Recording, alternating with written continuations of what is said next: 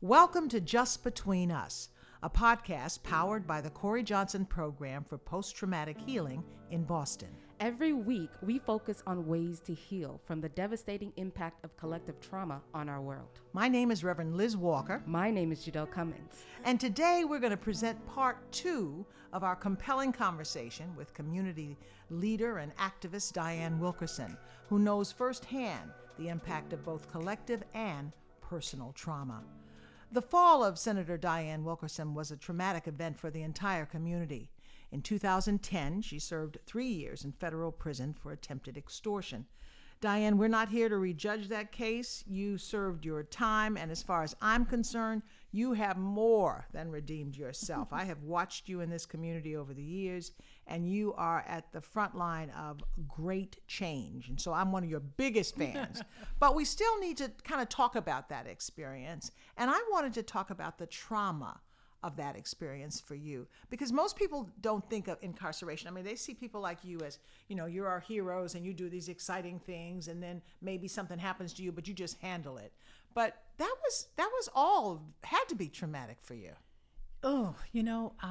First, I welcome the opportunity to talk about it. I wish people would ask me more about it, because I think that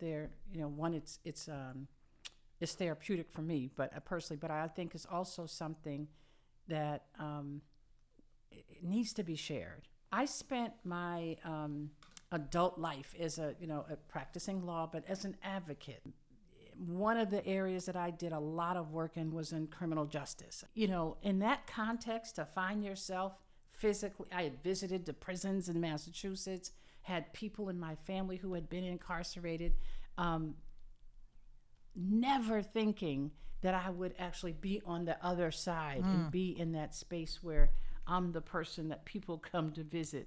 I gotta say, I'm very careful about how I talk about this piece of it, because I don't want anyone to walk away or take away any glorified notion of what it is, because the separation and the loss of your freedom and coming to grips with that, not being able to just get up and go where you want to go in the moment, was the most difficult and challenging part of it. In terms of my spiritual walk, is that things happen for a reason, and that God had me there because he wanted me to see all of what I saw. And what I realized in that experience is that what I thought I knew was nowhere near from the reality of what was going on. I'm going to say 95% of the women that I met were the head of household before they got there. And just thinking about what that would mean to the families they left. For the time that they were there in Connecticut, did not know physically where their children were. Think about that. Their kids were taken away in case? Yes. Wow. In foster care, families unable to take them, so they were in foster care. You think healthcare is a challenge on this side? So imagine having constant complaints about fibroids and bleeding. We had one young woman from New York who we literally would take turns like wrapping her in sheets during every month. She would soak through them. We would have to take her mattress out in the back, and they would have to replace it.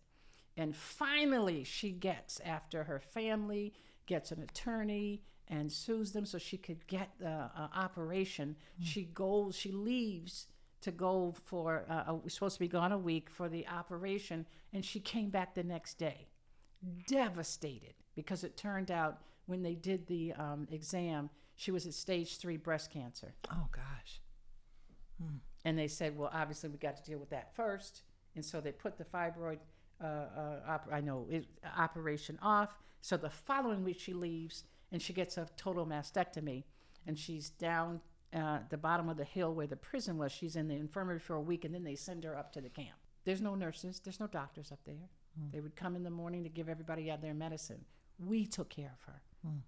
And what it was also, though, for me is one of those things where, hey, I got my blood pressure pill in the morning, and that was good. I was good to go. right? You know what I mean? It's like very simple, but it made me constantly think about how completely and totally blessed that I was, that I did not have, and praying every day that nothing happened, that I would really need to have the emergency medical care. And even in there, realizing that when it did happen for me, I had a really bad reaction to some seasoning or something. I had an allergic reaction, and I had an EpiPen. And I had to use the EpiPen, but the reality is, once you do that, you didn't have to go to the emergency room. You got to see a doctor. Mm-hmm. So for the officer at night trying to convince me that I could wait till the morning, I'm like, no, I have to go. And I would not let up. And so they did call the ambulance, and they came and took me to the hospital.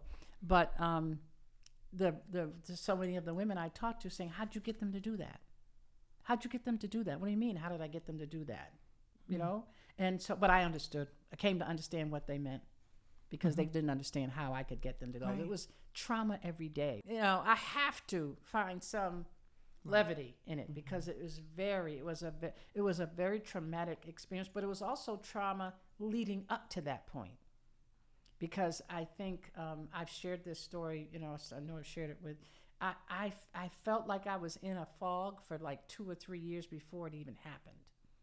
And part of it is because of what was going on in our community. And by that I mean this, like, I went to the Senate like wide-eyed, was I'm going to help people figure out how to get summer camp and scholarships, and found myself spending, over the years, more and more time trying to help families find ways to bury their children who didn't have insurance, than I was on scholarships to go to college. Mm-hmm. So 2007 was the year for me that it just really kind of turned upside down on its head. And you'll remember the story, because who could forget it? I went into a deep depression over the murder of Stephen Odom, who I didn't even know. I got to meet his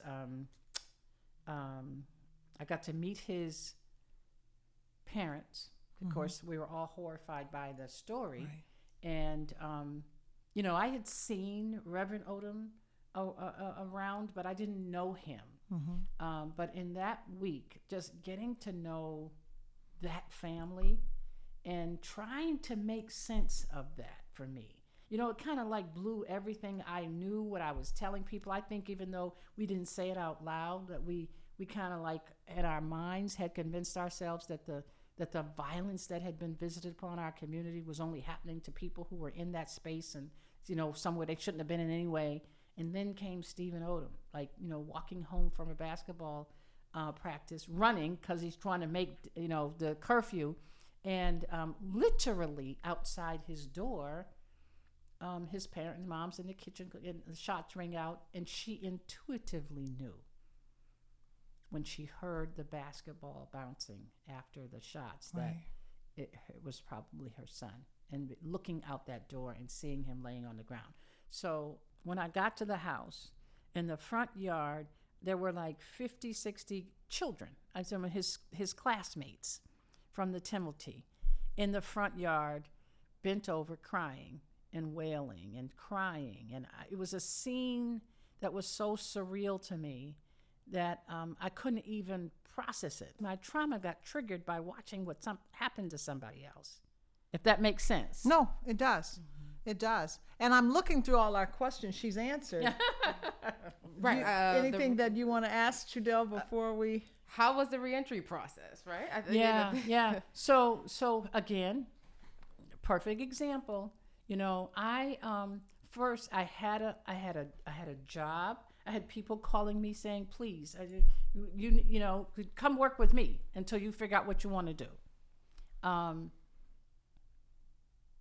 And so even in the traumatic experience, mm-hmm. what I was dealing with was understanding that even in that context, my situation was different than most. That's not reentry for most of the people that I was dealing with, that I'm talking to, right?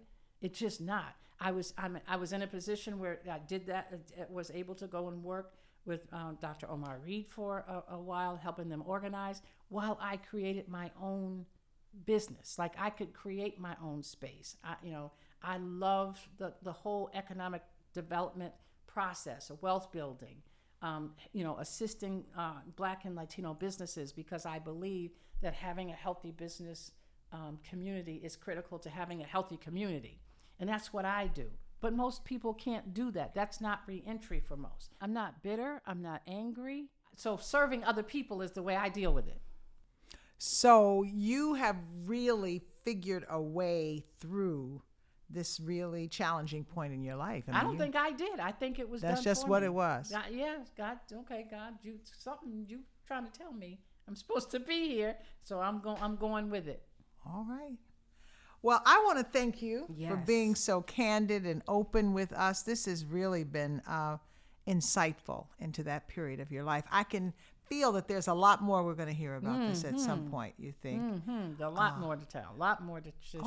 And I really want to thank you for all the work you've done in this community, that you've always done in this community, but certainly in this period of COVID, it's been outstanding, and I'm your witness on all of that. Well, I appreciate you letting me. You want to talk about our COVID work, but also just talking about the experience. Like I said, I don't know, people are afraid to ask. People don't ask me. They don't understand. I would love to talk about it. Because I think that people need to know, what that sacrifice is. I say, especially for the overwhelming majority for women. The U.S. Sentencing Commission did a report on the impact of the increase of women being plucked out of the communities, and how the communities suffer because they were the ones who were literally lifting it up. So it's no different here if you think about it. What would happen. So it's not just my imagination. Turns out that's part of a study that was done, and it's real. And more women are being incarcerated, Exactly. I understand. Exactly. Well, again, thank you, Dianne Wilkerson. Thank you. And I'll see you out there on the front line. And that is it for this week's Just Between Us. We hope you'll continue to join us for these conversations and for our weekly Zoom conversations called Can We Talk?, where people from all walks of life share their stories of loss, grief, hope, and healing. If you want to learn more about Can We Talk and the Corey Johnson program, visit our website at rpcsocialimpactctr.org. Thank you, everyone, for listening. Be well.